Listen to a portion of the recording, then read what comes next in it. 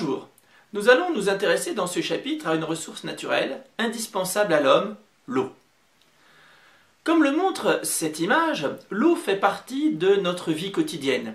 Nous la retrouvons à la fois au robinet de la cuisine, par exemple pour faire cuire des pâtes ou laver des légumes.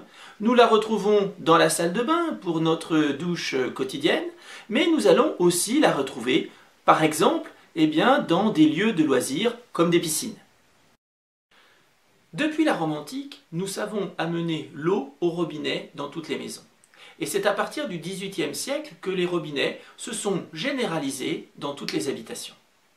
Comme le montre le schéma suivant, nous allons nous intéresser dans ce chapitre au parcours d'une goutte d'eau, depuis sa source jusqu'à notre robinet, via des canalisations, des châteaux d'eau, des usines de traitement d'eau potable. Mais après son utilisation, cette goutte d'eau a une deuxième vie. Elle est collectée par les égouts et va finir dans des stations d'épuration. Il y a donc un véritable parcours de l'eau. Mais cette ressource naturelle que nous utilisons quotidiennement est une ressource fragile et qui existe en quantité limitée. D'ailleurs, certains étés, en période de sécheresse, nous sommes obligés d'économiser cette eau. Et puis, lorsque nous rejetons l'eau dans la nature, cette eau contient parfois des polluants.